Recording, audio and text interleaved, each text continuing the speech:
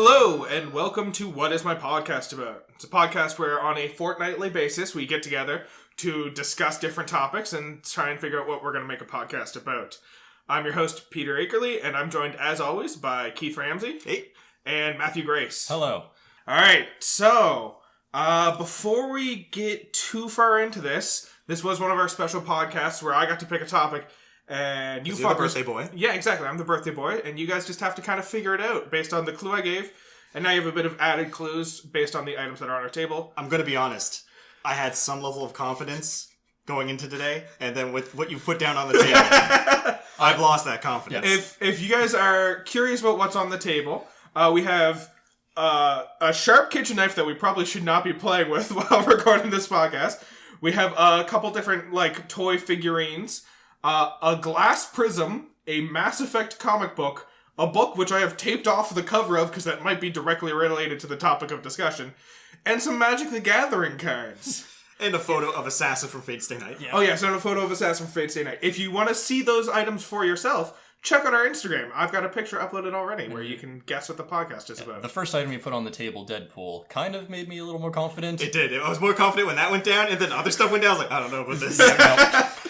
So, do you guys want to share what your thoughts were, perhaps before seeing what's on the table, and if your opinions have changed since things have been added to the table? I googled what you said, and a bunch of ebooks came up. I just looked past those because they didn't really look relevant. I saw a relation to Eye of the Tiger because a line is kind of shared with what you said. Okay. Stalks is praying the night. Yep. And also, how I said in the previous episode that I thought I had an idea of what you were going on about, that also popped up as one of the things.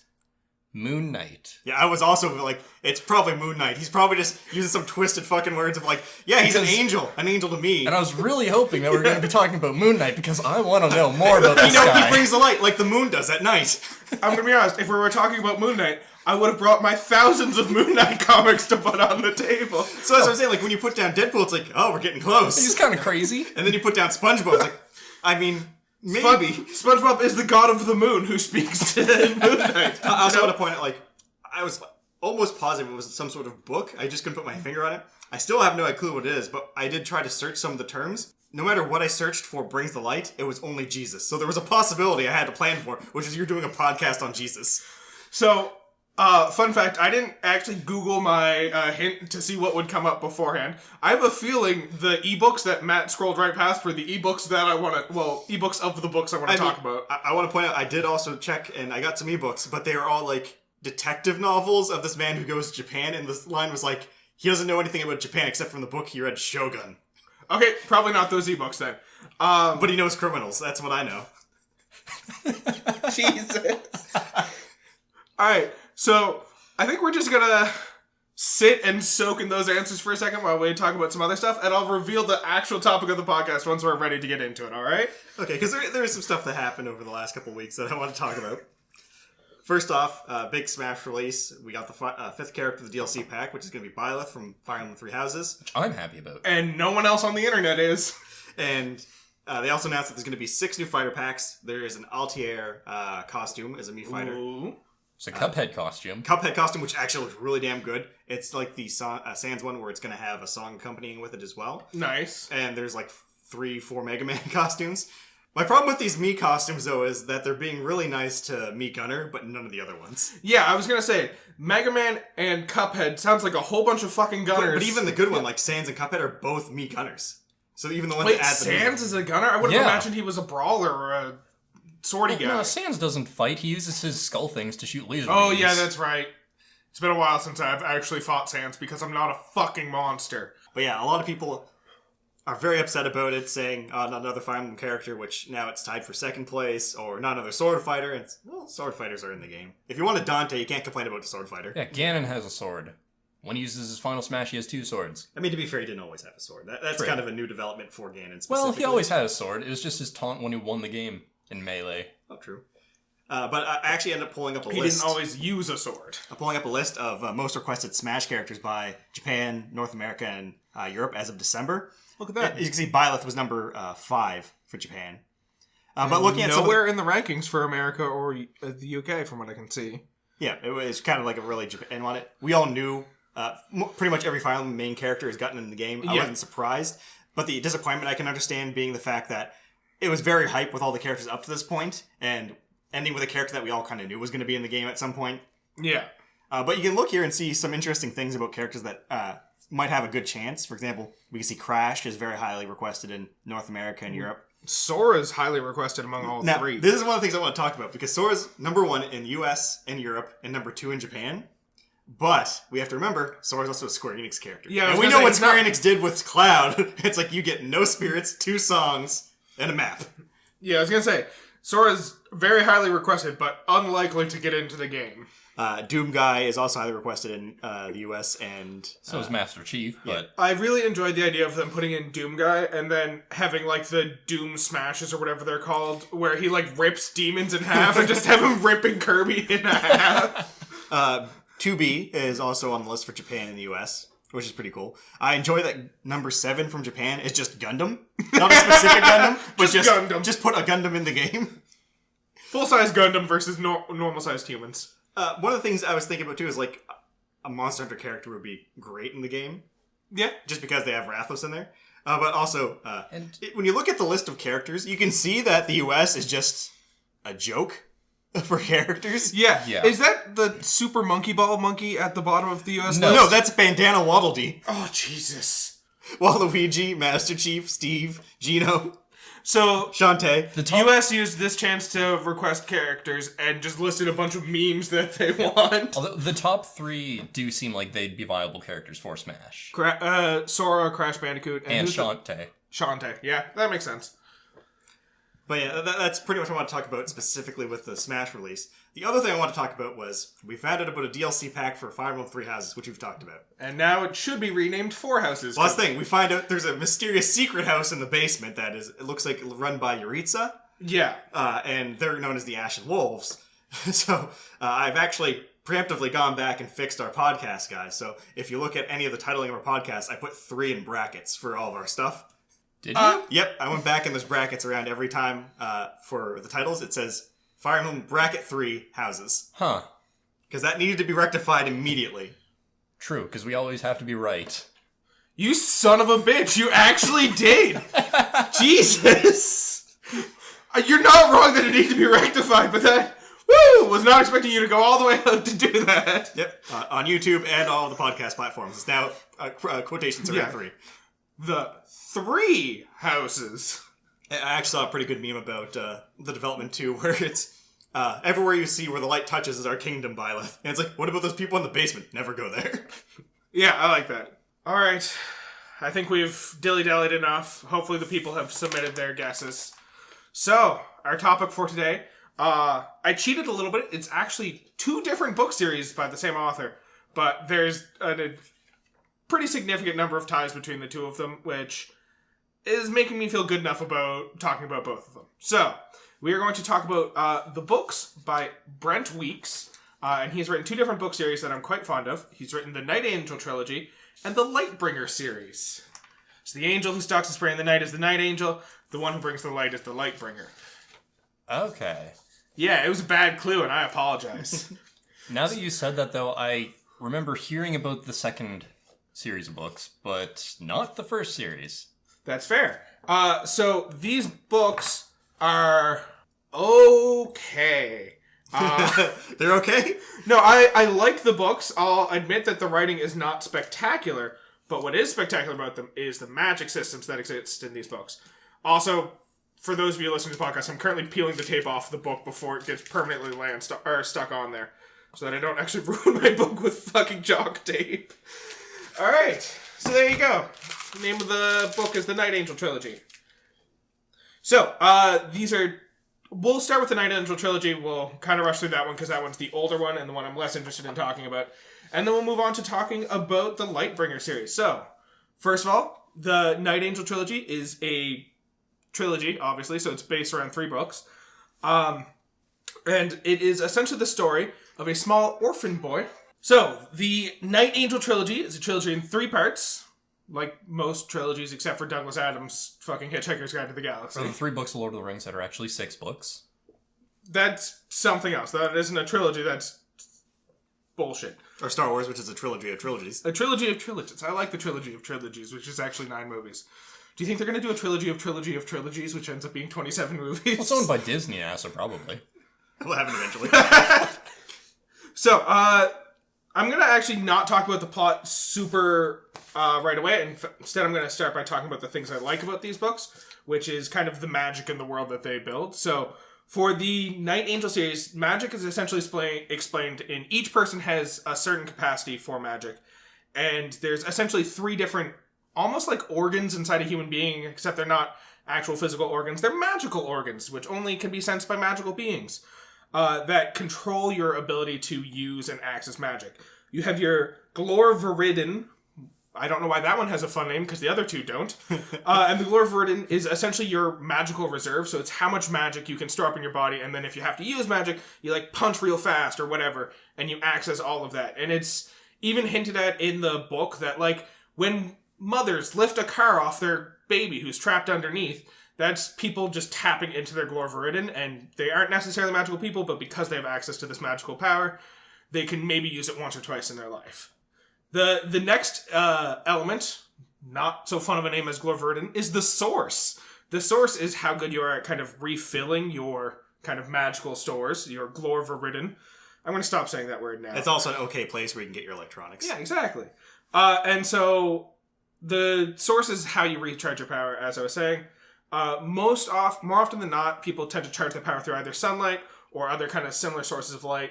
At one point, one character just lies next to a forge for like a week straight to try and recharge his powers. That's also the most common piece to be missing from people. So people who are born without a source are incapable of recharging their magical powers, so they don't really have access to magic their whole life. They have like 1 or 2 points in their life where they can potentially tap into their Glorviridin that they were born with and use that power. Okay, I like that kind of idea. Yeah, and it's a good way of explaining why some people are magical and some people aren't. It's not some people are just magically born with magic, it's some people are born with a source and the ability to recharge their Glorviridin.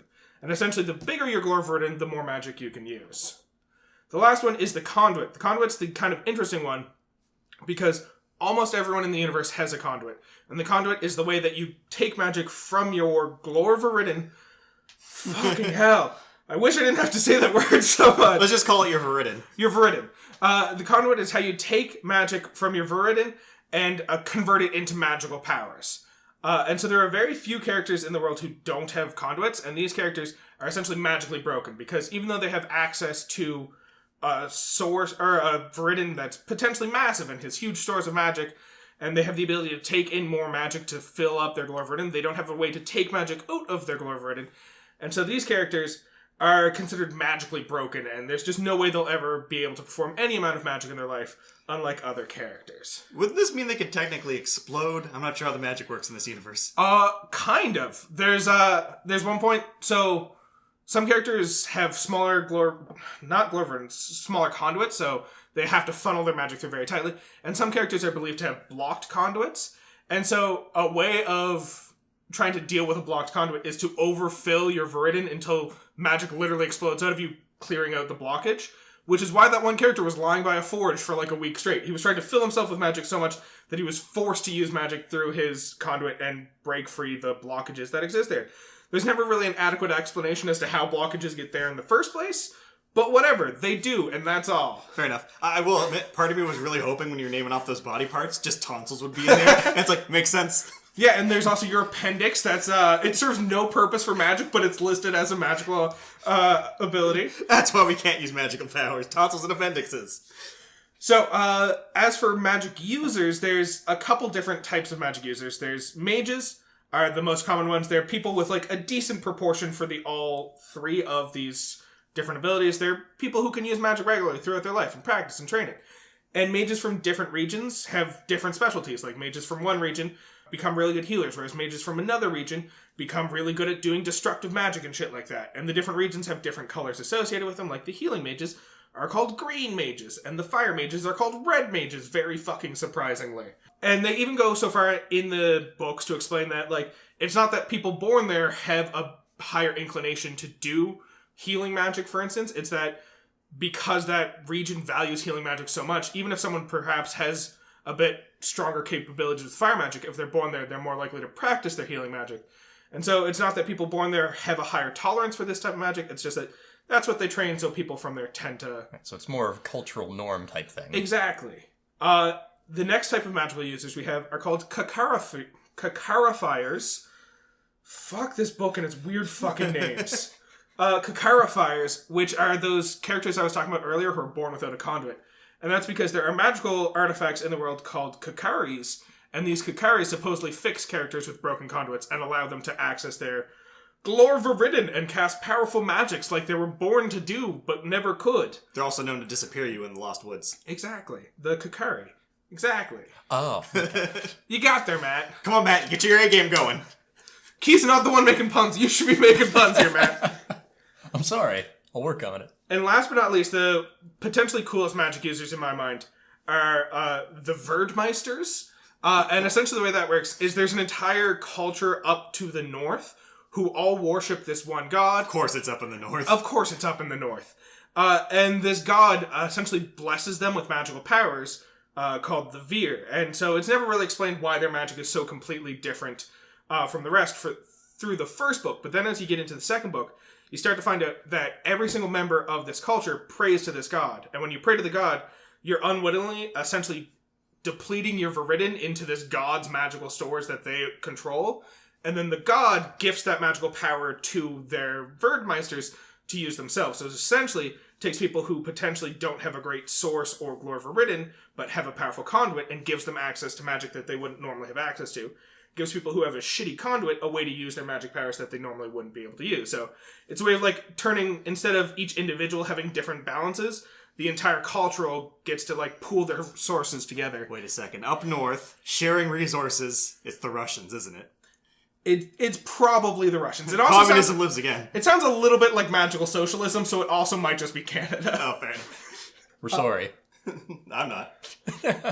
So the thing about this, these Verdmeisters and the magic that they have is that the magic's referred to as the Veer, and it essentially presents itself as tattoos on their body, except they're like black moving tattoos that sometimes pierce their skin in black thorny ropes of magic. I don't know, it's weird, but cool. Would you say veered? I mean, they probably would with their accent. And the thing about the Veer is oftentimes considered like sentient, so it has a mind of its own.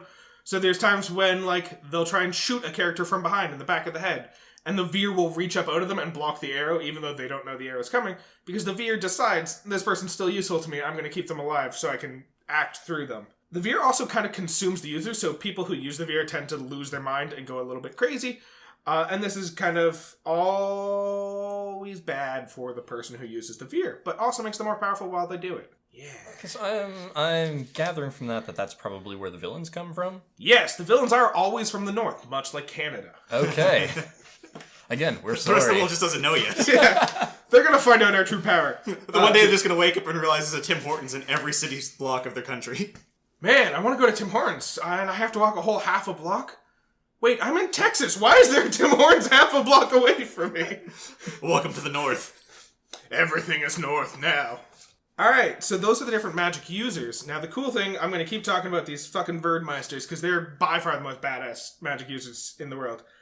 And so, these Verdmeisters have the ability to also summon, essentially, zombies, in that the way it works is you have to take human bones, arrange them into a human-like shape, and then supply them with clay and water, and then put a demon soul into that pile of ingredients, and it will form into a human body. And you essentially now have a zombie you control. Except, you also don't always have to arrange them into human shape. You could, like, arrange them... They still have to be human bones, but if you arrange them into, like, a dog shape or, like, a horse shape, you can essentially make, like, a demon dog or a demon It horse. sounds like it's a homunculus, not a zombie. It's kind of like a homunculus, but they constantly refer to them as zombie-esque, so whatever.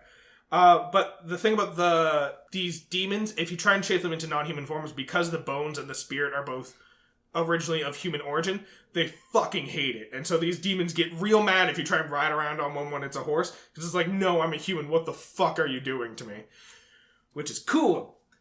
The weird thing about these zombies is... Oh, the weird thing. Yeah, we're not at the weird part yet. These zombies operate on a base 13 number system, and they make a big deal about that. So the way that works out is if you create 12 of these zombies, you're all fine and dandy. But the moment you try and create a 12th zombie, you actually have to create a more powerful zombie to control those 12 for you. Because you can no longer directly control 13 zombies, you can only control up to 12 of any of these zombies. Huh. So if you create 12 ferali, which are the lowest level ones, you now have to create a daemon before you can create a 13th. Daemons are slightly more powerful, slightly more difficult to control. If you want to control 13 daemons, you have to create a Bone Lord, which is an awesome name for a zombie. The cool thing about Bone Lords is at that point they start to get a little bit more sentient and can actually start using the magic themselves, which is weird again, because now you've got zombies who can, in theory, create other zombies. This actually comes to a really cool point. There's nothing weird about that concept. Yeah, you're right, I guess. It's cool and terrifying at the same time. Yes. The really cool thing about this is there's one point in the book where one of the bad guys comes up against another evil army, and this evil army has 12 Bone Lords at his control. He's like, you can't defeat me, I have 12 Bone Lords. And then the first bad guy's like, you know what? I'm just going to create one of the next thing up and take control of your entire army, and now it's my army. And the first guy's like, oh, fuck, you can do that? He's like, yeah, I can do that. And then he does that and just steals Buddy's army and kills him. And it's fucking hilarious. So wait, you can just, as long as you have something that's a higher rank than the zombies, you can immediately take control of the zombies? Because essentially the way it works is the Bone Lords are all, like, they don't swear their fealty to you as the person who created them. If there is a Fiend, which is the next level up, they immediately swear their fealty to the Fiend. If there's an Archangel, not an Archangel, an Archangel, then they immediately, all the Fiends swear their fealty to the Archangel. Now, quick aside, Peter. Is it Archangel because that's what he named it, or did he make a typo and he doubled down on it? Yes. I don't fucking know. Probably both. If you create 13 Archangels, you need a Night Lord to control those. Now, no one in the books has ever created 13 Night Lords, although the belief is that if you create 13 Night Lords, you summon the God of Darkness, Kali, and Kali is actually the one who controls the Veer that they all use their magic through. So, yeah, apparently God is just one level above Night Lord. Lovely. Guess that makes him an edgelord. Exactly. Master at edging. I mean, something else. Are you sure we're not talking about double penetration?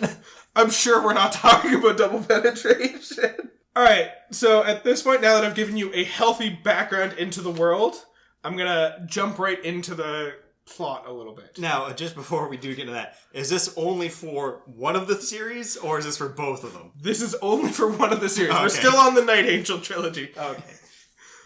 So, the Night Angel opens up with a small orphan child by the name of Azoth. Cool names in this book, I promise. That's why he's an orphan.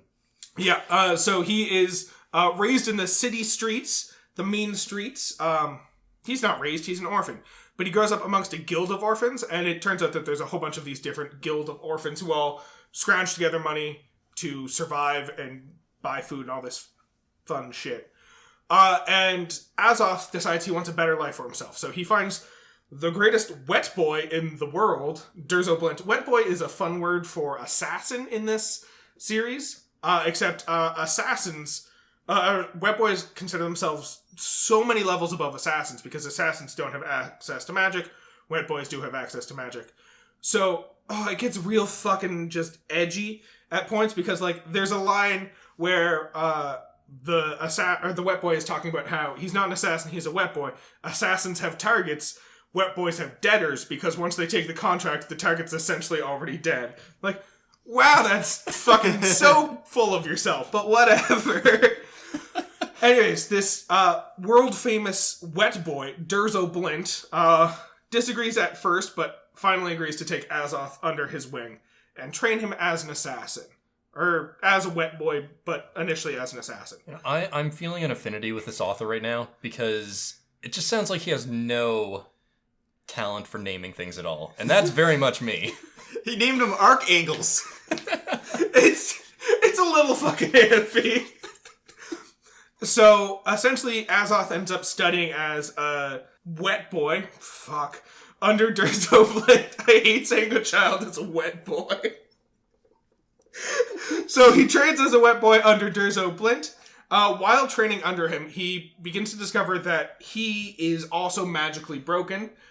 He's the character who lies by the forge for hours on end trying to overpower his magic so that he can finally clear out his blocked conduit. Now, from what you told us already about it takes sunlight to do this, wouldn't the sun be stronger than the forge? So shouldn't he be like, sunbathing? Yeah, I don't know why he lies next to a forge, but he does, and that's why he had to do it for a whole goddamn week. But he ends up discovering, after entering so he decides to enter a tournament on behalf of the evil criminal underworld to try and prove that even though the king is the ruler of the land, the criminal underworld actually runs shit in this area. So he enters a tournament. While he's in the tournament, he gets magically checked out to prove that he's not doing any magic while he's in the ring. And the healer who's checking him out is like, oh fuck, you don't have a conduit. That's weird. I've only ever heard of it in legend. They call your kind Kakarifiers. It's weird and shit, right? And so he discovers that he can't possibly do magic, and the only way he's ever going to get to do magic is if he finds one of these magical artifacts known as a Kakari and uses it to fix himself. And then we later find out that Durzo Blint knew this all fucking along and was just forcing him to lie next to a forge for a week straight for no fucking reason. Oh, so he told him to lie next to the forge. Okay, exactly. That makes much more sense. And so now Durzo essentially agreed to take him on as a apprentice because he knew he was a Kakarifier. And Kakarifiers not only heal themselves when they bond with a Kakari, but also essentially are drawn to Kakaris. And Durzo is hoping that Azoth will call to a Kakari, and then Durzo can just take it from him after he bonds with it and fixes his magical being. Also at this point, Durzo straight up murders Azoth, but then brings him back under a new name of Kylar Stern because the child had to die to take on a new identity. And it's just a weird fucking scene where he stabs him through the chest and then later reveals, oh, it was just a contact poison. You're not actually dead. And he's like, but I got stabbed through the fucking heart. But cool, I guess. I guess I'm alive. No, that was a magic. Magic.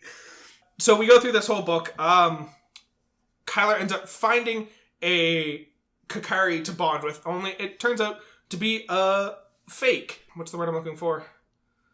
Counterfeit? Counterfeit. Yes, exactly. A counterfeit Kakari that people have been trying to use to prove that they're very powerful beings.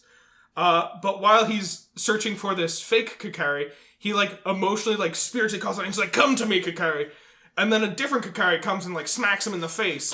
And he's like, what? How did that happen? And Durzo gets real fucking pissed off because the Kakari that just came and smacked Kylar in the face was Durzo's Kakari that he had all along and just wasn't admitting to. I'm noticing a trend. Exactly. So Kylar ends up bonding with Durzo's Kakari, which pisses Durzo the fuck off. They go through the rest of the book, and Kylar ends up killing off Durzo and taking on his mantle of the Night Angel because the Kakari he bonded with was the Black Kakari, which is weird because according to legend there are 6 Kakaris, and they are red, green, white, blue, silver, and brown. There is no Black Kakari. What the fuck is going on? Maybe he used some chalk tape over the top of it. No, so close. We end up discovering that those 6 Kakaris we all know about are actually just shitty, imperfect copies of the original Black Kakari that Durzo's been holding on to for fucking millenniums. And he just keeps changing his name and becoming a new wet boy under a different name every 100 years or something. So Kylar takes the Black Kakari, ends up discovering that with the Black Kakari, he is now known as the Night Angel, an avatar of justice, mercy, and retribution. And he's just cool. I'm gonna peace, and just kind of leaves with the girl of his dreams from his childhood, who was also an orphan. What did he do specifically that got him all these titles?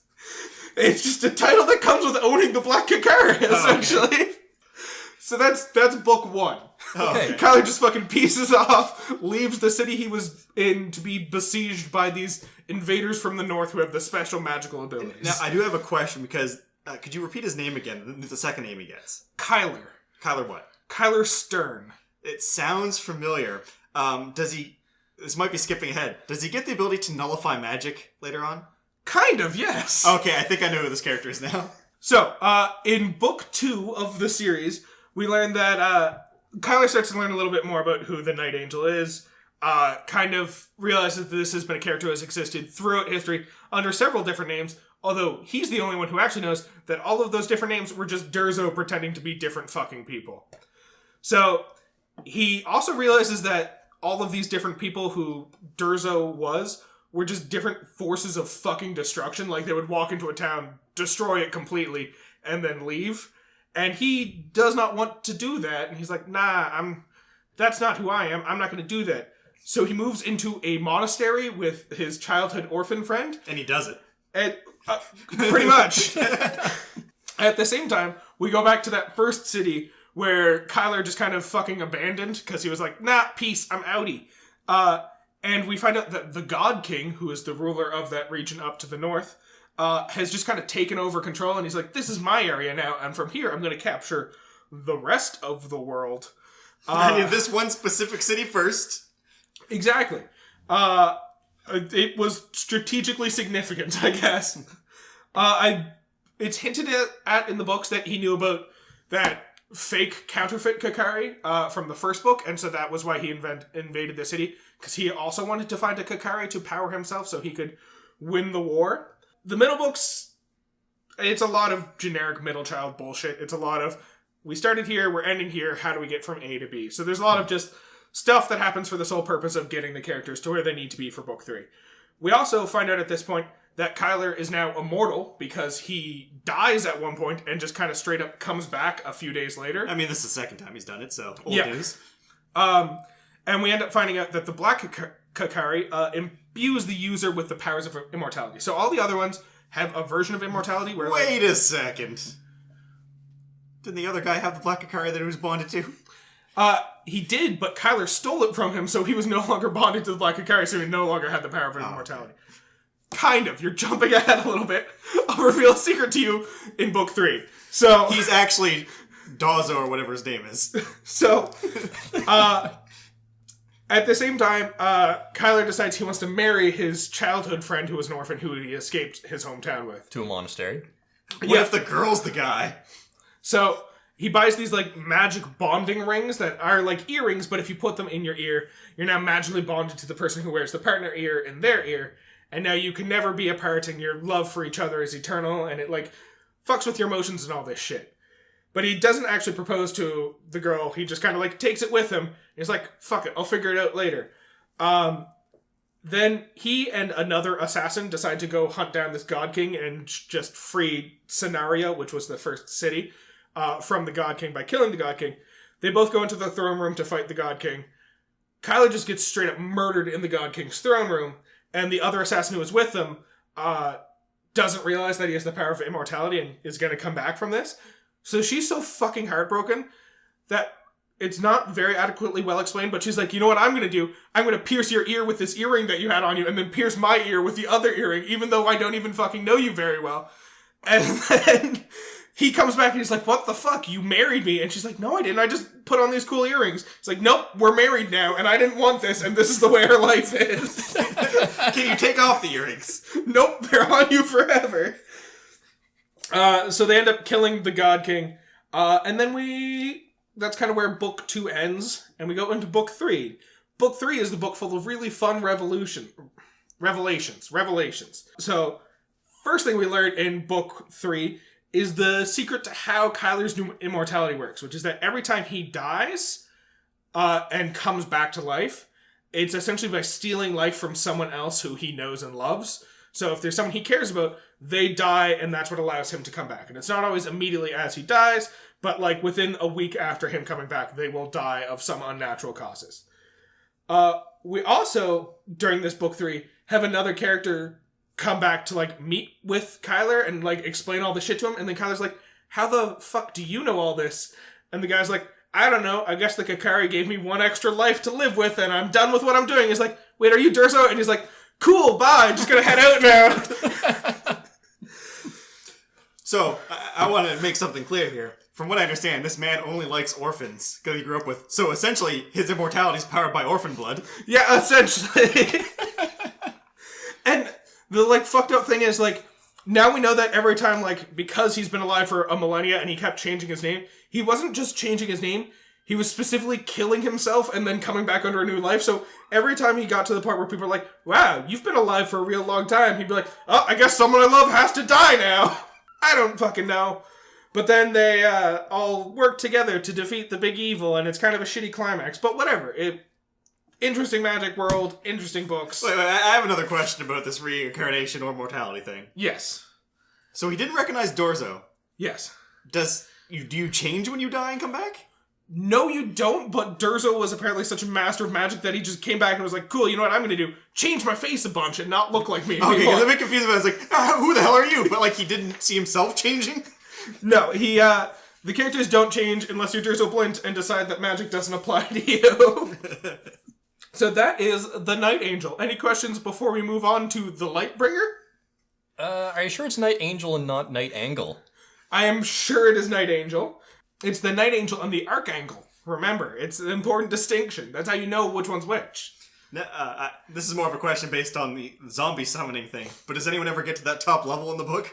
Actually, the final climax of the book is them summoning Kali and then killing Kali to defeat all the Verdmeisters simultaneously. So yes. In fact, your classic taking out the mothership and stopping the war. Exactly. In fact, after the God King is killed in Book 2, one of his sons, who's actually a good guy who has the power of prophecy, decides he's going to take over this country to the north and try and rein in their terrible beliefs so that he can kind of keep them from doing more atrocities. Except the entire third book is just him performing atrocity after atrocity to try and, like, prevent his people from performing atrocities on their own. It's like, you're not making the situation better. You're making it significantly fucking worse right now. Fell into the old Fable 3 trap. Exactly.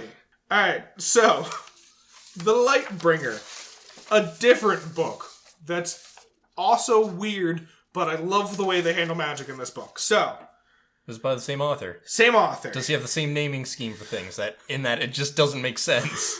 No, it's kind of the opposite naming scheme, where the name makes a little bit too much fucking sense. A little on the nose. A little on the nose. Is the main character named Hero? So, Our pro-tag? the primary protagonist and his whole family are their main, like, defining character trait is that they're very cunning and manipulative and charismatic, and their family name is fucking Guile. I don't get it. What does Street Fighter have to do with this? Oh, God. All right. Do they work with everything? Is that the twist? Yes. I don't even have to make a joke about that. So, before we talk about the plot, I'm going to talk about the things I like about these books, which is kind of the way they handle magic and some of the world-building shit that goes into it. So, the way magic works in The Lightbringer is that it's all light-based, which I know you didn't see coming there, but we're going to keep moving. So... Well, I mean, I could have saw it as it comes from the dark, except for the chosen hero who brings it through light. Fair.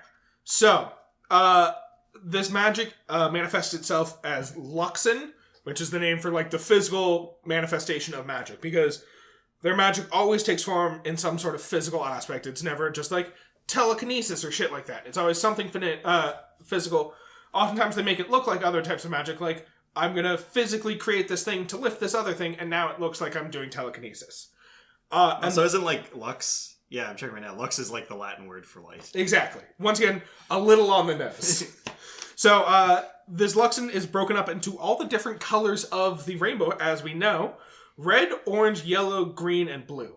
Nothing else. Well, there's others, but there's no purple or violet or indigo. It's just red, orange, yellow, green, and blue. What about gold? Also no gold. That's not all the colors of the rainbow, then. So each of these different colors has their each different, like, properties of how they Luxon manifest itself, but also the people who draft these different colors end up taking on the personality of the color. So, for instance, red Luxon manifests itself as this, like, sticky, gooey substance, which is highly flammable, and so it's often used for, like, burning down villages by shooting Luxon all over it and then lighting the Luxon on fire. And it tends to... I mean, if that's your first jump to, like, I immediately was thinking, oh, they, like, probably, like, light torches or something. I mean, they do also use it for lighting torches, but... They just got confused about what part the torch was. There's, like, 3 different examples in the books of them using it to burn down fucking cities. And so the people who wield Red Luxon and the impact that it has on your emotions tends to make people a lot more impulsive or lustful or just generally destructive, which is why they tend to use it for burning down villages and not creating torches. So they're all arsonists. Got exactly. Next up we have Orange Luxon, which is just like a very slick, slippery, almost oily substance. It's oftentimes used either for oiling gears and mechanisms or for creating essentially grease traps. It is the least used Luxin in the entire series because it doesn't really do a whole fucking lot. I immediately went to slides. Yeah? I went somewhere else. We'll not go there. No. We're going back there, Matt. Please tell us where you went. Well, we were originally going to talk about double penetration. Okay, good. So long as it's been verbally said, we can now move on. Okay. And so the kind of emotional end of the spectrum that Orange finds itself on is that it tends to make the users very empathetic, and they're very good at reading other people's emotions. So a lot of people who draft with Orange Luxin tend to become artists, because they can tell exactly what the person they're talking to wants, and then they can do their best to recreate it in the world. And if their thing's oil-based, they can make amazing paints. Exactly. That makes sense. Next up, we have Yellow, which is quite possibly the dumbest of the Luxins. I had a feeling. Its emotional impact, because I'm going to start with that, is it represents both emotion and logic in balance, and so does not affect your emotions in the slightest while drafting Yellow Luxin. And it's, the forms it takes, predominantly, it takes the form of a liquid, which the moment they stop using their will to force it into the shape of a liquid, it escapes into just back into light. And essentially just... So Yellow Luxin is most commonly used for making torches, except they're very shitty, not at all long-lasting torches, because it just very quickly evaporates back into yellow light. That is very desirable for a lot of people, though, because the trick to drafting different colors, as it's called, is in order to draft Red Luxin, you have to have a red light source that you can see. So if you only are in the middle of a forest and all you can see is green, you can't draft Red Luxin very well. But if you have a red piece of parchment in front of yourself, you can. Because yellow's right in the middle of the spectrum, as it bounces off of other things, it tends to create all the different colors a little bit more efficiently than if you just had green light or something like that.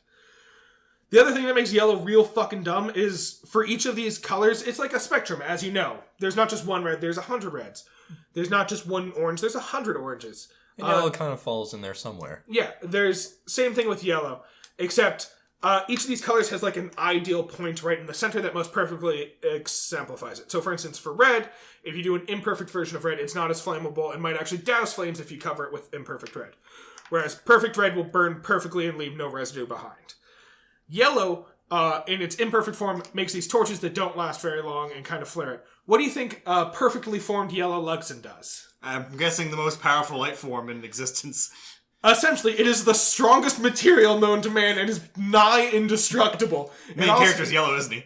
It also nourishes all other colors. So, for instance, if I create a blue thing, it will slowly deteriorate into light and then disappear. But if I, stick a yellow core inside of it, that'll constantly feed the blue, and the blue will never wear away. So, yeah, it's the most bullshit color of all. It's the main character's color, right? We'll get there. He's that or he's got all the colors. You got it! He's got all the colors! He's the avatar. So next up we have green. Green is considered springy and flexible. It's used a lot for either creating small orbs to throw at people and shit like that. It's mostly used in combat. And the emotions it imbues in its users is the emotion of wildness and freedom.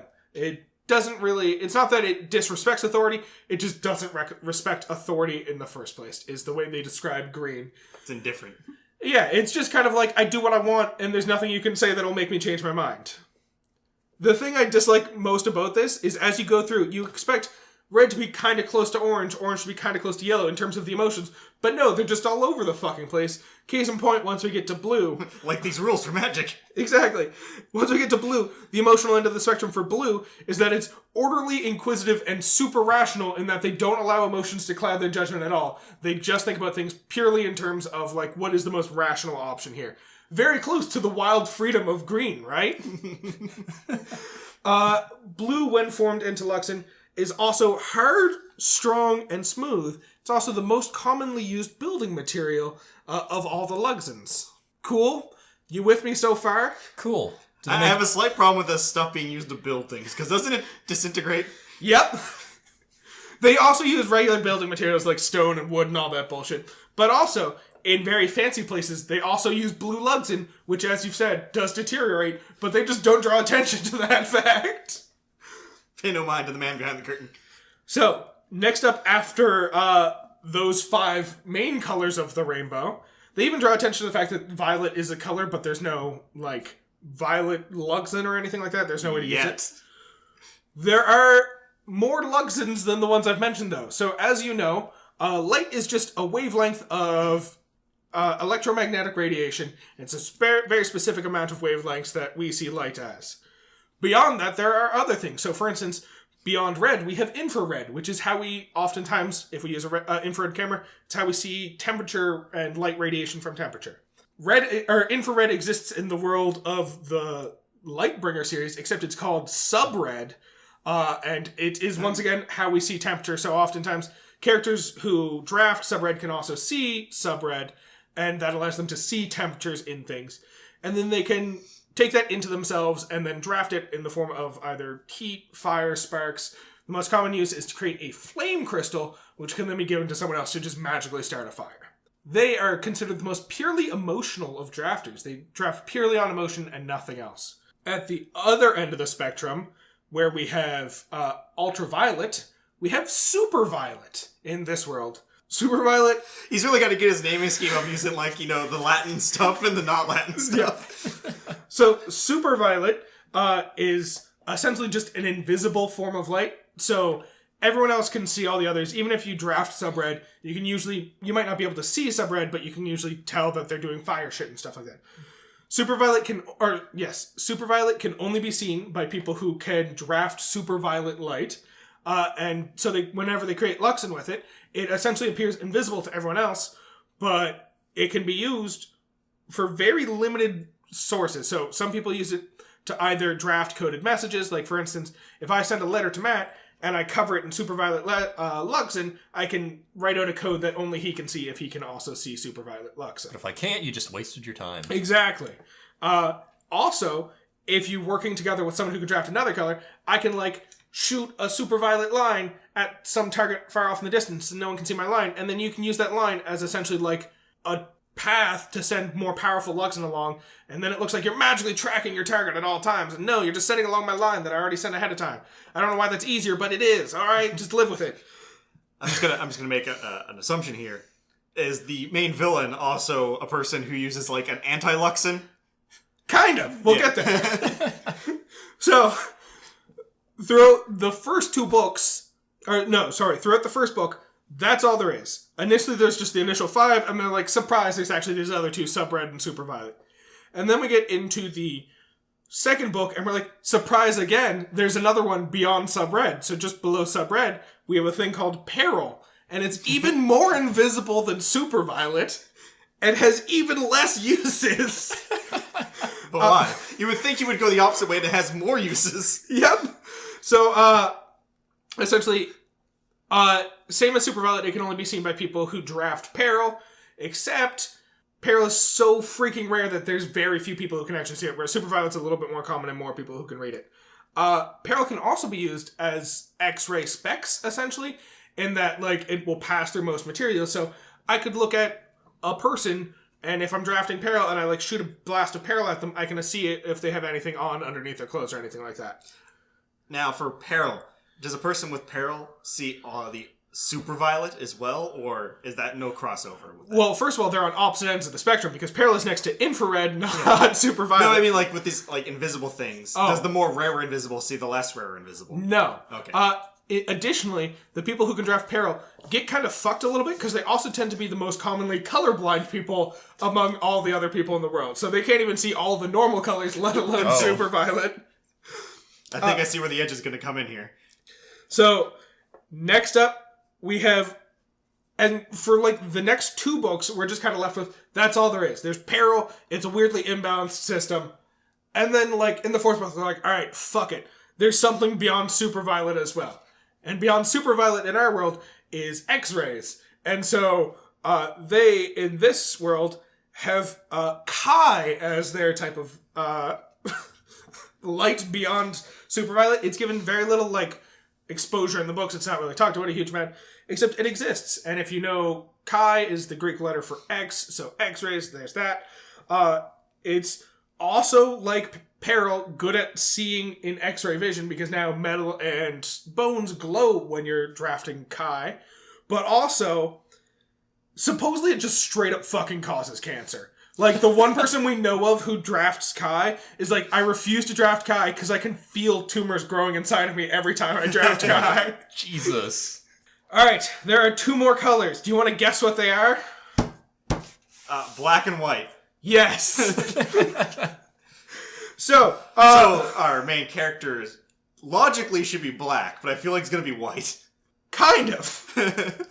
So, white and black are both considered, like, mythical things that don't actually exist in the world. Even though Peril and Kai are also not supposed to exist. What the fuck ever. So, white Luxon is, like, the idea of drafting all the lights together. They would meld together into white Luxon. Many people have tried to draft white Luxon before. No one has ever done it, except for one character in the books, and it's very hush-hush. Let's not talk about what happened. Similarly, black is kind of the negative Luxon, in that when you draft black Luxon, it'll absorb all other Luxons it comes in contact with. If I hit someone who can draft one of the colors with black Luxon, it will absorb all the Luxon out of their body, and they won't be able to draft for a while. Once I stop drafting black Luxon, it's the most stable one on its own. It becomes obsidian, and obsidian has that same property where if you cut someone and hold obsidian up against their blood, it drains all of the Luxon out of their body as well. Although specifically only if they're in absolute darkness. If they can see light, it does not drain the Luxon out of their body. It's just kind of hand-wavy. Doesn't worry about it too much. There you go. That's all the colors. So, once again, we have, in order, Kai, Sub-Red, Red, Orange, Yellow, Green, Blue, Super Violet, and fuck. It's Peril at the beginning and Kai at the end. Fuck you, we're done. That's the colors. So now, you may be wondering, what about colorblind people? Don't they get a little bit fucked in this world because they can't see all the colors? Yes. Yes. Yes, they do. So it's said in the book that approximately half of all men are just straight up colorblind, and they just get kind of fucked over by this fact. Because everyone's shooting light at each other. No wonder they're blind. But also at the other end of the spectrum, so these colorblind people are called subchromats because they can't see all of the colors. Sub for lesser and chromat for color. Very original naming scheme. Now, even if you're colorblind, if you know you have something red, can you still use red? No. So you have to actually physically see the color. So it can't just be, I know this is red and it actually is red. So there's actually a pretty big deal about that because one of the characters in the book, the kind of religious leader of the entire world, like the essentially Pope/Emperor is his title, is called the Prism, and he's the one character who can draft all of the colors. Except for Peril and Kai, we ignore Peril and Kai at all times. When I say all the colors, ignore that those two exist. Also black and white? Also ignore black and white exist. So the Prism is the Pope of the world. He can draft all the normal colors. Rainbow Pope, yeah. He's also the only one who has the ability to split light. So normally, you have to have a source of red light hitting your eyes in order to be able to draft red light. The Pope, if he has white light hitting his eyes, he can split that into all the different colors internally, and then choose the color he wants to actually draft out of that. And then at one point in the series, he starts going colorblind, and as he goes colorblind, he can no longer draft those colors. So even though he can't, the first one he loses is he loses the ability to see the color blue. And the moment he starts losing the ability to see the color blue, he can no longer draft blue. Even when he sees white light, he feels it coming to inside of himself. He knows that he knows how to split it, and he tries to do what he normally does to split it. But nope, he just can't draft blue anymore. So colorblind people just get straight up fucked in that, who knows, maybe you're theoretically capable of drafting that color, but you can't see it, so nope, fuck you. Oh, okay. At the other end of the spectrum from subchromats are superchromats, which are people who can see more specific definitions between the two different colors.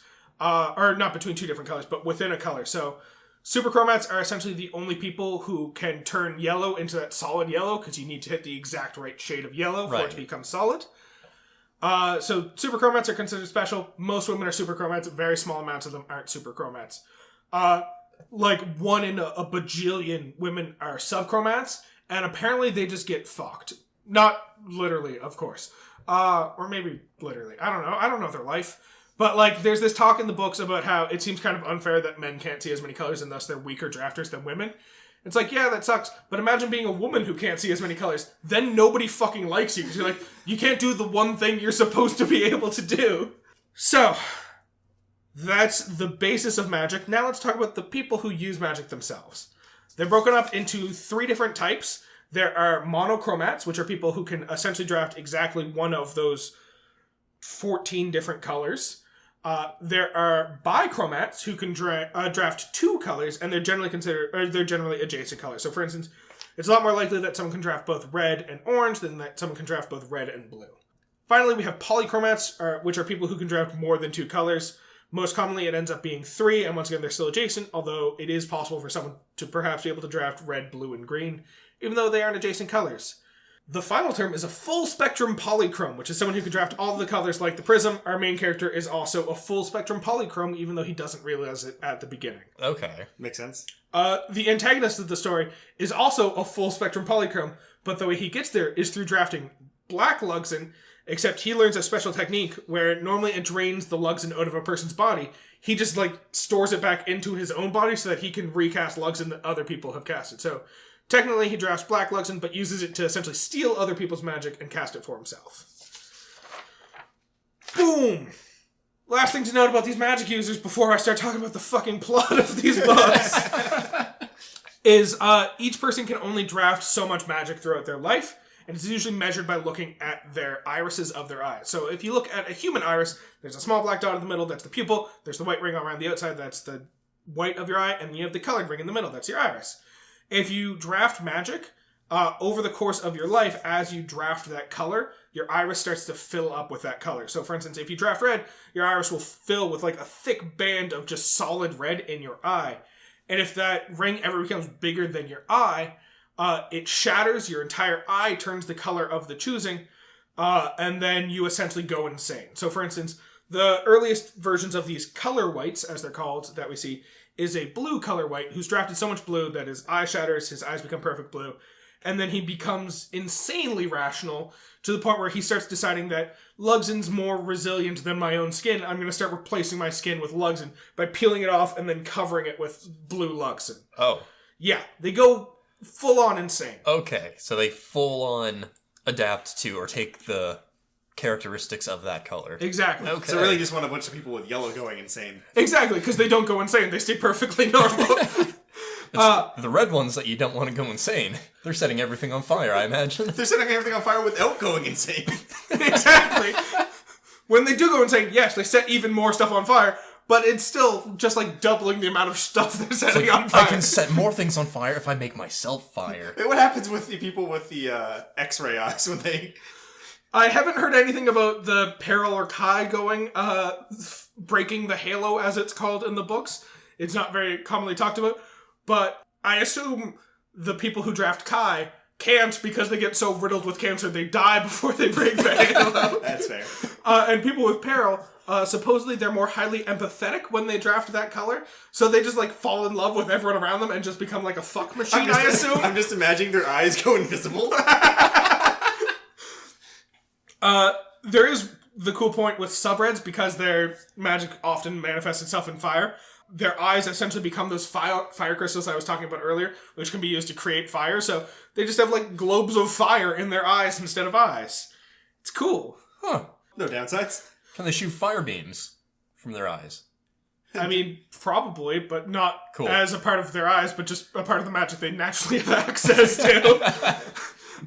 So because they kind of go insane when they do this, part of the religious doctrine of the world is as you get trained as a magic user, you make this oath or this bond, which is once you get to the point where you're going to break your halo, you have to turn yourself in for the freeing. And once a year, they have a freeing, which is they kill all the people who are going to go insane and break the halo and all that fun stuff. And then if you refuse to do that, you turn into a color white and you get hunted down and murdered because they don't want crazy people running around their world. And it's super fun. So now we can start talking about the plot of the books. You know everything you need to know to fully understand the world of these books. So, the book opens with the character of Kip. No last name given. Kip is a very poor child whose mother is a drug user and constantly chooses to use drugs over taking care of her own child. And so he has to make a living for himself by fending for himself while also making enough money to supply his mother with more drugs so she doesn't take it out on him. Very early in the books, Kip gets referred to as a super chromat by one of the other characters, but almost like a derogatory term, even though it just makes him better than everyone else in the world, as has already been established. But at this point, we don't... making fun of nerds at school. Exactly. But at this point, we don't know what a super chromat is, so we're just cool, that's an insult that exists for Kip, I guess. Yeah, whatever. And then his hometown just gets straight up destroyed by both an army ruled by the king of the territory he lives in, as well as a whole bunch of red drafters who, as I've mentioned, just like to burn down towns in their free time. That's a bit awkward clash in schedule right there. Yeah. You were... shit, I was destroyed. So, take that corner of the town. So, we now cut away from Kip's hometown, which is under attack, to go visit the prism of the world, whose name is Gavin Guile, as I was talking about. And Gavin is the prism, and he's been the prism for 16 years now, which is a little bit weird, because most prisms die after 7 years, and if they don't die after 7 years, they die after 14 years. And so he's assuming he's going to die after 21 years, but whatever. He's not too worried about it. That is, unless they get assassinated. Assassinations tend to cut down that time. But if they die of natural causes, it tends to happen on a multiple of 7 years. Yeah, I was going to say, why is that specifically 7 years there? Because 7's the magic number, and there's 7 colors plus 4. Whatever. So, Gavin, one of the cool things we learned about Gavin right off early on is the duties of the prism. So the way magic works in this world is that if too many people draft one color, it throws imbalance into the world. Kind of like the whole Star Wars philosophy, whereas if there's too many light users, it makes the dark side users a lot more powerful. If there's too many dark side users, it makes the light side users more powerful. In this world, all the colors have a diametric opposite, except yellow, because yellow is fucking dumb. So, for instance, red is the opposite of blue. If there's too many red drafters and they're all drafting red, then it makes the blue drafters who are left significantly more powerful, and they become a bit of a blight on the world. So, the prism's main purpose in the world is to bring balance to the chromaturgy, which is the term for color magic. So, during the mornings, he'll, sense the magical imbalances in the world, and it's never really adequately explained how he does this, but it'll be like, man, there's a lot of red going on in the world, and blue's about to be thrown out of balance. You know what I'm going to do? I'm going to shoot off big bouts of blue into the air to bring balance back in, so that we don't get to a point where storms start ravaging the world because the magic's all out of balance. So does he shoot these colors into the sky literally? Yeah, literally. Okay, so this is just pretty much his way of saying, hey, color that I'm not shooting, fuck off. Pretty much. Except it's a very big world, so most people probably don't see him unless they live on the island he lives on. What's with these popes shooting colors into the sky? I don't fucking know. What would happen to his eyes when he uses the magic? So the cool thing about him... rainbow eyes. Minus 3 colors. Prisms break all of the fucking rules. So not only can he split light, and can he draft all of the 7 colors, which is very rare, he also has the special ability where if you look at his eyes, they actually look like prisms, where you can just see a whole bunch of different colors reflecting through them, and his halos never grow or shrink with the amount of magic he drafts, and so he can just draft as much magic as he wants, except he still gets sick if he drafts too much magic, because there's limits on the world or whatever. Okay. But yeah, there's no limit, physical limit that you can track compared to other people. Now, Gavin gets a letter from some drug user back in Kip's hometown saying, hey, you got a son and you gotta come pick him up because you fucked me 16 years ago during the war. Now, come pick up your son. And Gavin's but that's where Kip's from. Yeah, that's where Kip's from. It's weird. Maybe Kip knows him. Maybe. So Gavin's all It was that guy that called him a super chromat in the beginning. Gavin's all fuck, I don't have a son, but whatever, I'll go check it out. And then the White, which is just the name of the, political ruler who's, on the same level as the Pope, but not the Pope, and technically has more political power, but not quite as much religious power as the Pope. Whatever. Her title is the White, and the White reads this letter, and she's like, you got a son? And he's like, I don't got a son. And she's like, but you got a son. I know now. The letter says it. That's hard fact. So he decides to go visit Recton, which is the hometown that Kip is from. He's like, I gotta figure out if I got a son or not. And so he decides to go visit there. He's traveling with his longtime girlfriend at the time. And he's like, hey, baby, let's go visit Recton, because you gotta do some crime shit there, because she's also a super spy. And so they go to visit Recton. So when you say she has to do some crime shit, is she doing crime or is she stopping crime? She is infiltrating criminals in order to stop crime, so both. Oh, okay.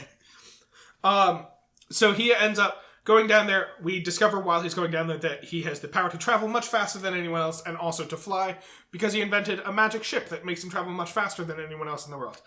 And it's kind of mind-blowing to everyone except to us. It's essentially just a speedboat or something like that, so it's not as mind-blowing to the reader. Is it made up of colors? Yes, it's made up of different colors. Nice. And while they're flying towards Recton, they're like, holy shit, there's some smoke coming from that area. Let's go check it out. And so they go and check it out. they get there just in time to see the town being destroyed by all these red color users.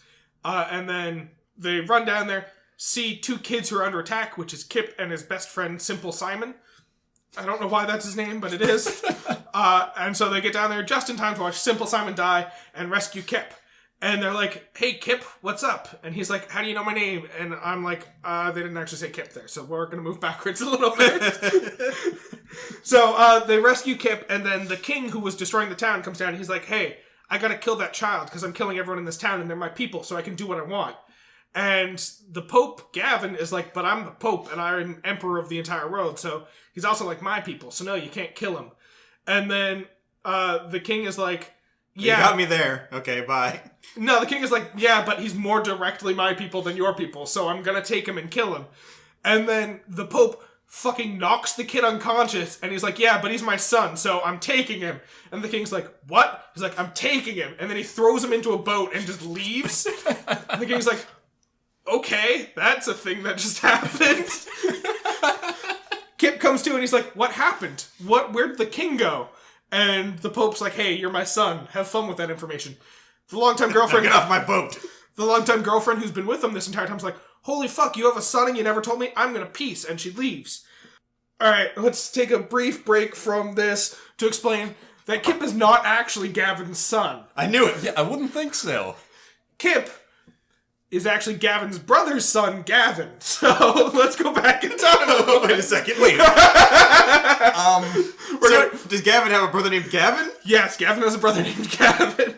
So we're going to go back in time a little bit, try and explain this. Matt, it's going to make sense, I promise. I mean, prisms split colors. I guess he kind of split in the process. I'm really hoping that guy that he called out for, like, the guy was like, hey, Super Crobat was actually his son. I'm really hoping that's how this turns out. So, jumping back in time about 16 years to when Gavin supposedly fucked Kip's mother, we find out that there was a war that happened a long time ago. Because normally there's only ever one pope in the world. There's one born per generation. When he dies, a new pope is born.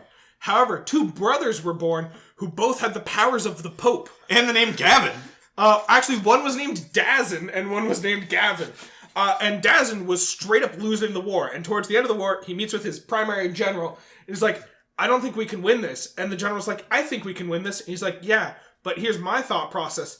I look a lot like Gavin. So what if, during this final battle, I take him off to the side, I murder him in private, and then I just come out and say, I've been Gavin all along, and just take over the winning army, and then I become Pope. And the general's like, you know what, Dazin? That's a good idea. And Dazin's like, don't call me Dazin, call me Gavin, because that's my name now. And that's what happens. So the brothers were leading 2 armies. How did they get into a situation where you could just easily stab them off stage? I don't know. It's not sufficiently well explained, but... Hey, brother, let's go bowling! It was like a really smoky... But we're at war!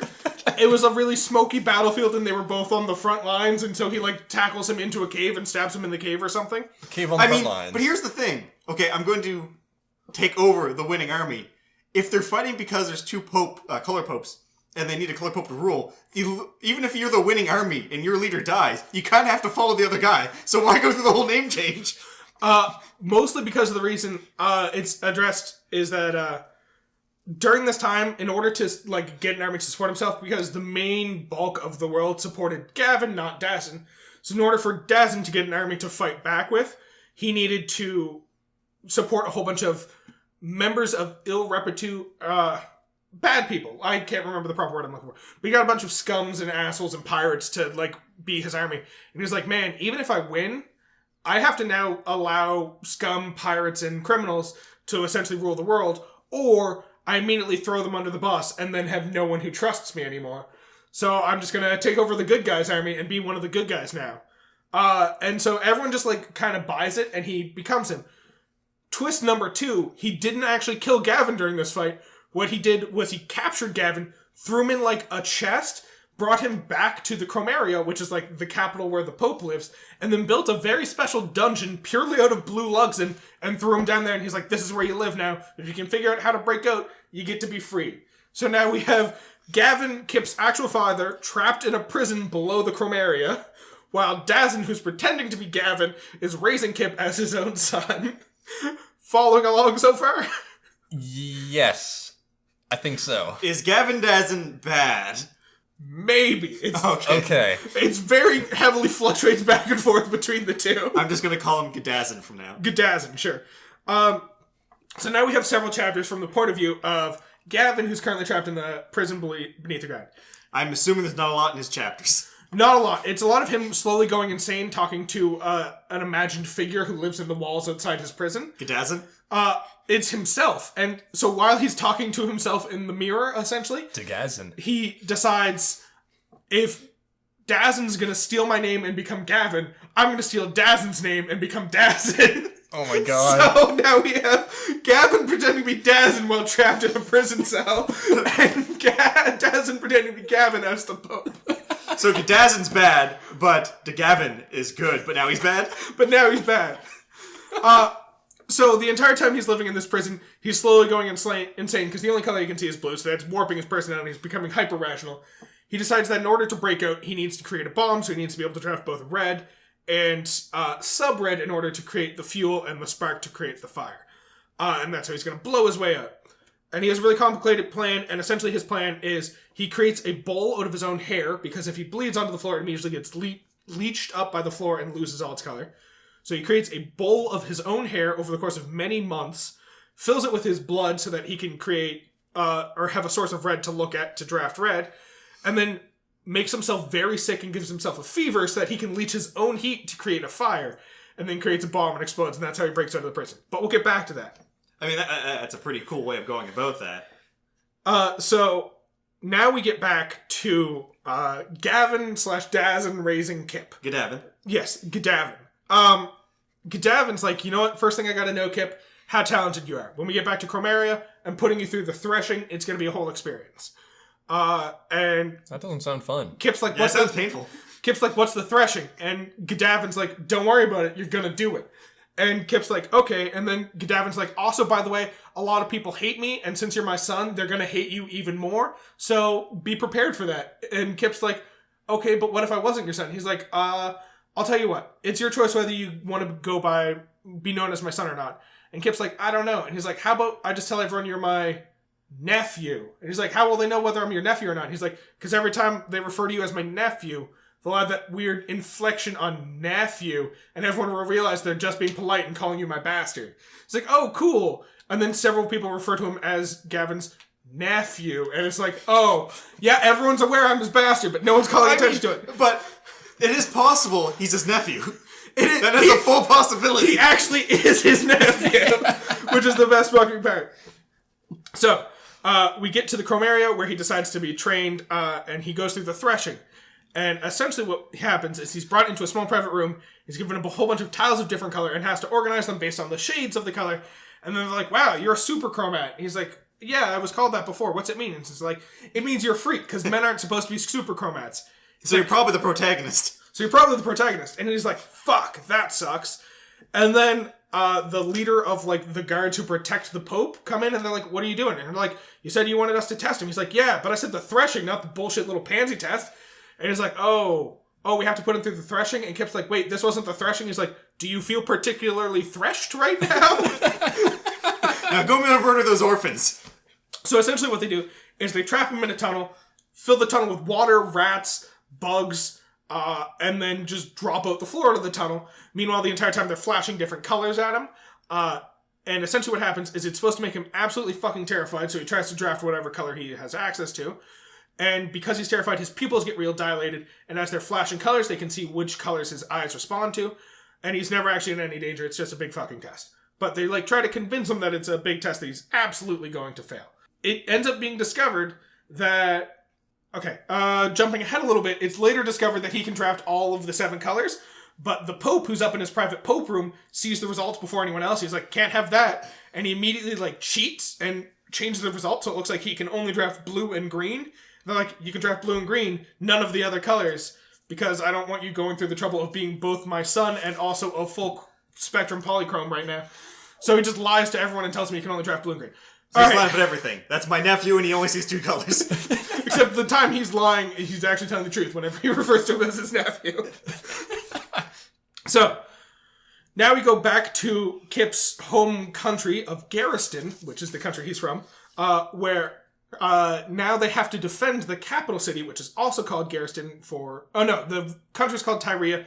The capital city is called Garistan. They have to protect it from the king, because the king wants to take back the capital, and then start a war with everyone. And so they have this... Is he also up north? No, the Tyria is actually southeast. Alright, fuck. Rapid fire, end of the book. Gavin does shit that's supposed to be impossible by creating a beautiful magical wall that will protect Garistan for all time. Fucks up the gate. The city is lost. While the city is being lost, they create some barges and all the members of Garistan escape on the barges. And then as they're escaping on the barges, Gavin gets stabbed by a special knife, and that's when he loses the ability to see blue. At the same time he loses the ability to see blue, Gdazin down in the prison cell... Or sorry, Dgavin down in the prison cell manages to break out of the blue prison. And it's highly symbolic because it happens at the exact same time. He loses control of blue. Dgavin breaks out of prison of the blue variety. As Dgavin's crawling through the tunnel away from the blue prison, he falls through a trap door and ends up in a prison made entirely of green, and immediately realizes, I don't have to break out of one prison, I have to break out of 7 fucking prisons, which is weird because how do you make a prison out of fucking super violet? I don't know, but we'll get there. So he's in a green prison. It's like I'm not even in a cage. He's in a green prison. At the same time, the prism has lost the ability to see the color blue and can no longer draft the color blue. And we also find out at the same time at the start of book 2, because we're now into book 2, get ready for yourselves, that blue has gone out of control and is now creating huge amounts of power, and a blue bane has appeared, which is essentially an island made entirely out of blue luxin, which turns all the blue drafters around it into color whites of the color blue.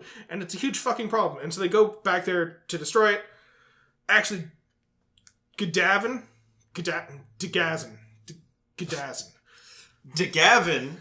is the one in the prison. Yes. And Gdavin is the one pretending to be the prism. Who is the Pope? Okay, the Pope. The Pope decides to send all the people who are on the barges to a separate island. He sends Kip back to Chromaria to be trained as one of these royal guards for the Pope. And then he himself decides to go just destroy the Blue Bane all by himself. He destroys the Blue Bane. While he's destroying the Blue Bane, he loses the ability to control the color green. At the same time as he loses the ability to control the color green, his brother simultaneously breaks out of the green prison because he's learned a couple tricks along the way. And also, one of the ways that he was making sure that he was incapable of gaining any access to any colors is every day while he was in the green prison, they were dropping him, or blue prison, they were dropping him down blue bread that was dyed to be the exact shade of blue, so he couldn't get access to any colors other than blue. No one realized he had escaped from the blue prison at first, so now they were dropping him down blue bread into the green prison, which made it easier for him to escape from the green prison. Once again, it happens simultaneously, very symbolic. Now a green bane has started to become created, and it's just a fucking problem. A whole bunch of shit happens, war starts, Kip starts playing Nine Kings with Dgavin and Gdavin's father, who's just a straight-up son of a bitch. And who has manipulated the entire world to be exactly the way he wants it, and he's kind of an asshole. We don't learn a lot about Nine Kings, except it's essentially Magic the Gathering.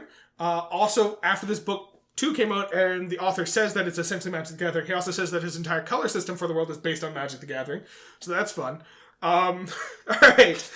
Keep going. I love Magic the Gathering, and it's 9 manas. Yes, it's 9 manas, which includes Super Violet and Sub Red and all that fun stuff. Alright.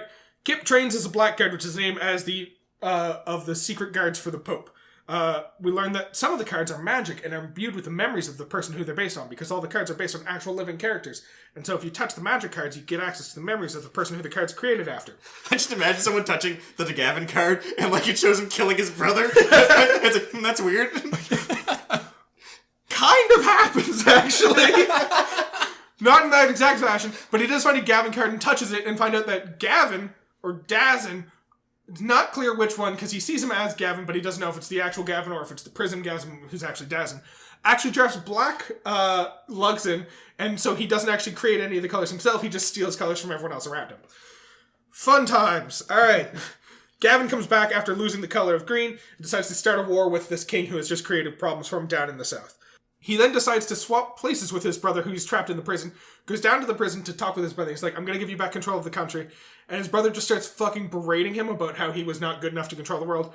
At this point, Gdazin also realizes that he's in the yellow prison because he's escaped the blue and the green. He's like, fuck, you're actually pretty talented. And he's like, yeah, and I've gone insane because I've been down here for 15 fucking years. So when I get here, I'm going to murder your son. Yeah, that's pretty much what he says. And it's like I read these books. I didn't, actually. And it's like, and Dazin and Gavin's just like, all right, cool, in that case, and he just blows out Gavin's fucking brains after deciding to swap places with him. He's just like, nope, you're too crazy. I can't have this. And so he goes back up, goes to war with the Green Bane, now, except he brings the entire army along with Kip down to fight the war. As they're fighting in the war, they kind of lose the battle, but win the war kind of situation. They're escaping away on their ships, and then Kip sees Andros, which is Gavin's father, fighting with the Pope, and the two of them are fighting, and then Kip's like, I have a memory of this from another magic card I touched. The father is actually red-white. I have to kill him right now. And so Kip tries to kill him. A weird fight breaks out. Davin gets stabbed with a special knife and then loses the ability to see any of the colors and can no longer draft. And then he gets thrown overboard and caught by a pirate ship, and he's now a oarsman on a pirate ship. Alright, book 2 done. Book 3. We might not get through all 5 books. Now that you mentioned the part where it's like, he very much based this off of Magic the Gathering, hearing the terms you're using within this is becoming very more clear about where he was going with this. Alright, so book 3, there's a character called Taya who was introduced in book 2. She was another one of the members of the Royal Guard who was trained alongside Kip. She is the first example we see of peril as a color that can be drafted. So she can see the super invisible color of peril. She actually gets recruited by a member of the Order of the Broken Eye, which is an order of super secret assassins who essentially draft peril to make themselves invisible and use that to kill a whole bunch of people in super secluded places and essentially try to run the world all by themselves. At the same time as she's being recruited, Andros, who is the father of Dgavin and Gdazin, also a giant head in space. Realizes that he also got stabbed with a knife during the weird fight that happened that stole all of Dazin's colors, Gavin, Dazin, Pope, all of his colors, and now Andros is no longer a color white. He still drafts red, but his halo has shrunk, and he's back to being a normal human being. And he's like, you know what I'm going to do with this newfound power? Become the new emperor. And he essentially makes himself Promachos, which is like, essentially, he's a wartime leader of the entire world, and he's given insane amounts of power that no one else actually has. Also, is this knife obsidian? No, the knife is actually made out of white luxin, which is never really adequately explained, but all right. Okay. Shouldn't that give infinite power? Probably, but that's not the way it works. It's heavily implied. I haven't actually read the 5th book in the series, so we're actually only going to do the first 4 books in my recap. But it's heavily implied that the knife steals power from some drafters, and then they use it in some sort of ritual to create a new prism instead of having one naturally be born. Okay. So it probably steals colors from a bunch of people, and then they use it to imbue them with new colors. Alright. So, Andros attempts to try and coerce Kip into doing his bidding, and then he's like, if you do this, I'll make you the new prism. And Kip's like, alright, and then he just kind of does a really shitty job at it, and Andros is just like, cool, I retract my offer, you're no longer the new prism. This is a part I really want to jump into and take a bit of a moment to talk about, because while Tay is being recruited into the Order of the Broken Eye, we hear they have the weirdest fucking backstory of all goddamn time. So, they existed before this prism existed, so back when all the colors were at war with each other, and if one color got too powerful, it just created problems for all the other colors, and there was nothing they could really do about it. And so the Order originally existed as a way of essentially doing what the prism does, except instead of fixing the problem by seeing that red's being drafted too much, so they draft blue to bring balance back to the world. Instead, what they did is they saw red's being drafted too much, so they just went and killed a bunch of red drafters to try and bring balance back to the world. And that's how these assassins started. They also believed that anyone who could draft more than one color was an abomination, and so they also just killed people who could draft more than one color as well. Then we find out that a member of this order started experimenting with Black Luxin and went completely fucking batshit insane while drafting Black Luxin. But at the same time, created colored spectacles so that if, say, a green drafter wore these green glasses, he can now see green light wherever he is, and he doesn't have to see a specific green source of light. These become more common throughout the books. This guy went fucking insane from drafting all the Black Luxin and creating spectacles that he just kind of straight up renamed himself to Lucidonius and became the first prism and created the entire monotheistic belief that exists in the world. Also, I only assume that this glasses concept just came into play so that the villain can wear sunglasses at all times, logically, and not be a dipshit that's wearing them inside. Pretty much. then it's revealed that all this fucking crazy shit goes down, and then the Order killed off Lucidanius, and they're like, hopefully he gets reincarnated in someone else's body, and they create this prophecy of the Lightbringer, who will bring balance back to the world by removing Orlaham from it. And that's weird, because the prophecies we know about the Lightbringer is that he's supposedly going to bring Orlaham back into the world because he's just been silent for fucking eons since creating Lucidanius. Which now we know he didn't create Lucidanius. Lucidanius went mad and created the entire religion himself. Cool. Now we go back to Kip, who at this point finds some magic cards that have all the memories, except he finds a massive store of them, and then kind of like almost Three Stooges slapstick comedy trips and stumbles into them, and comes into contact with all of them at once, and it kills him and stops his heart, and he goes into this weird fever dream where he talks to a demon called Abaddon, and has to relive each of the memories one after one, and while he's reliving the memories, the cards get absorbed into a cloak made of human skin that Abaddon is carrying, and using to hide himself in the ethereal realm. I gotta say, this is very different than everything up to this point. Yep. Then Kip is just like, oh... Wait, is this where they introduced Planeswalkers? Kind of. So Kip goes a little bit insane during this, like, weird fever dream that he's having while he's dying. And he's like, you know what I'm going to do? I'm going to steal your cloak of human skin from you, Abaddon. And everyone's like, no! And then he gets kicked out of the ethereal realm because he no longer has his human skin cloak. And then Kip wakes up and he's just holding a fucking cloak of invisibility. And he's like, cool, this is mine now, I guess. Except all the cards are gone because they were absorbed into his skin. I really hope there's a situation later where, like, one of the ultraviolet people can see this cloak. And it's like, why the fuck are you wearing that? No, but the peril people can absolutely see the cloak. It's like, why are you wearing people? I think the peril people don't care. A whole bunch of shit goes down. Andros, who is the new emperor, declares Kip Andros is in a meeting while Kip's half-brother, who is also the son of actually Gavin and not Gdazin. Is he also named Kip, though? No, his name is Zyman because fuck naming conventions. Or Pick. It's Kip and Pick. So Zyman gets named the new Prism Elect and immediately decides to declare Kip an enemy of state and tells everyone to murder him. War goes down to the street. Kip escapes on a boat. And then we find out that Grinwoody, who is actually Andros's servant, was the leader of the Order of the Broken Eye all along. And he's also the uncle of the leader of the royal guards who protect the Pope. And a whole bunch of weird shit happens. And then we have a whole bunch of shit happens. Gavin escapes from the prison boat that he was captured on at the beginning of this book, makes his way back to Cormaria, gets knocked unconscious, and wakes up in the blue prison. Book 4! Alright, Book 4 starts off with a lot of graphic sex talk, because Kip has married himself off to someone for political reasons, to try and bring power back to the region, but he can't actually fuck her to consummate the marriage because she has a very small vagina. It's just a huge part of this book is her having a very small vagina and them not being able to consummate their marriage. Like, there's a lot of talk about how they're going to be murdered when they make it to her hometown because they've been unable to consummate the marriage, and everyone will know. I don't know why it's such a big part of this book, but it wasn't Kip in a blue prison? No, Gavin's in a blue prison. The Pope is in a blue prison right now. Alright. Okay. So, Gavin is trapped in his own blue prison, which he created himself to try and trap his brother. And the only problem is he's gone fully colorblind, so he can't draft any of the colors while in his prison, so he can't escape using magic. Because he created the prison, though, he knows all the weak points in the prison, he actually manages to find a way to escape. When he gets to the yellow prison, he expects to find his own brother dead there, and instead he's racked with memories of the fact that he actually did kill his brother all those years ago, didn't capture him and bring him back to the Cormaria, just went a little bit insane because he was the one who's drafting Black Lugs, and the Black Lugs that made him go insane, create this prison underneath for his own sins to be contained, and then just... I was getting a feeling that this prison was a mental thing.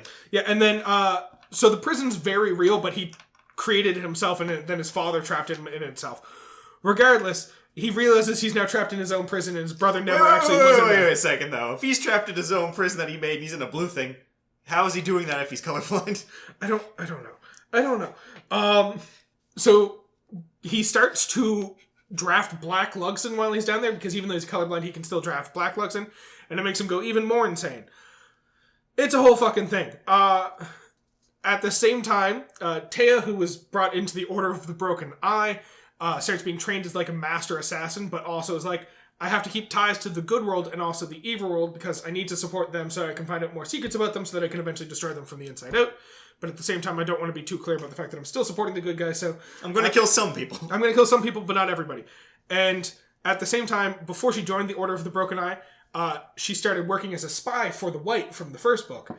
And her first target as an assassin is to kill the Spy Master, who is the only person who knew who she was legitimate. And she's like, oh god, I can't do this. It's alright, the White will still know that I'm good. And then the White gets fucking murdered off as she's killing off the Spy Master, and she's like, oh no, nobody knows who I am anymore. I'm just a bad person now. At the same time... Or a double agent that can't be proven. Gdazin, who has been his girlfriend from the first book, who got real mad about the fact that Kip existed, has now been elected to take the place of the White and is now the new leader of the religion. And it's just her learning how to, like, balance all these fucking responsibilities. Meanwhile, Kip goes to war and starts fighting on the front lines against this evil king from the south.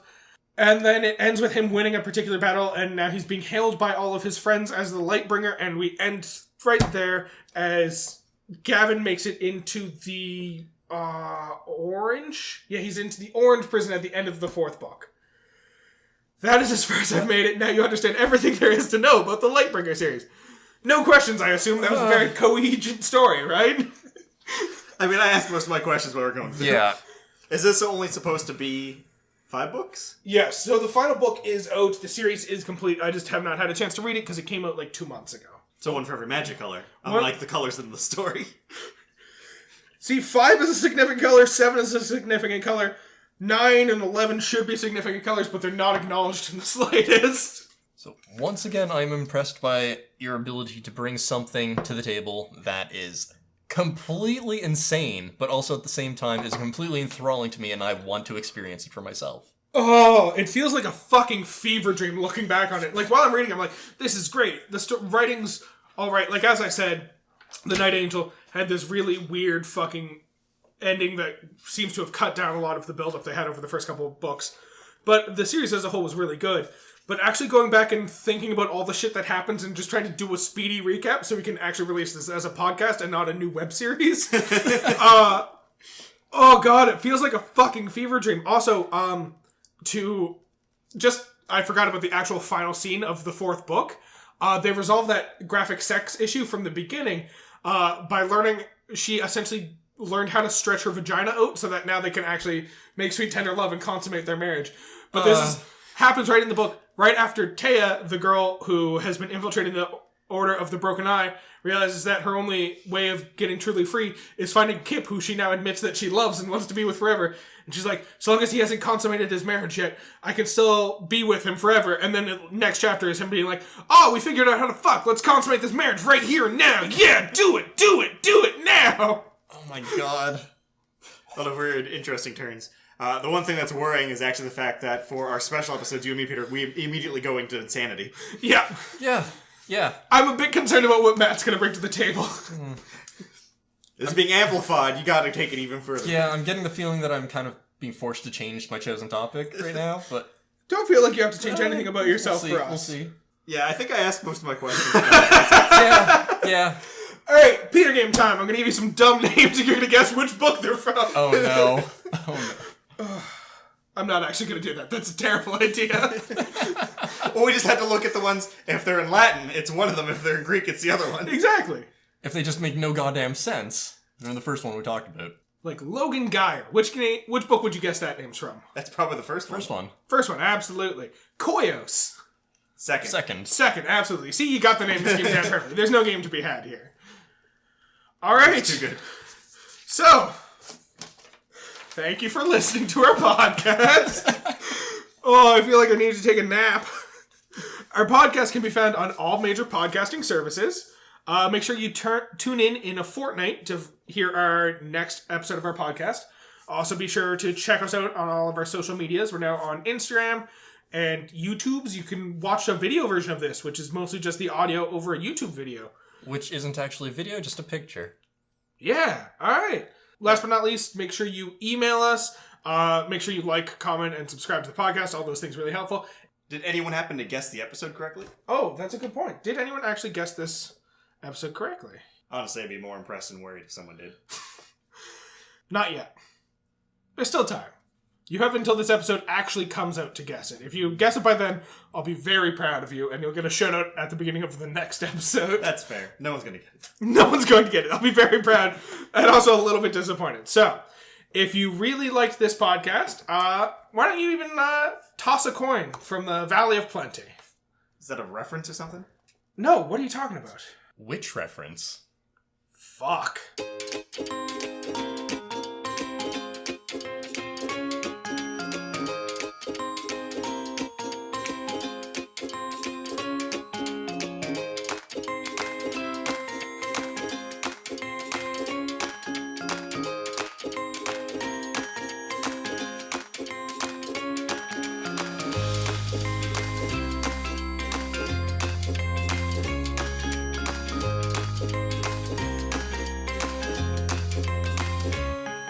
So essentially, his immortality is powered by orphan blood.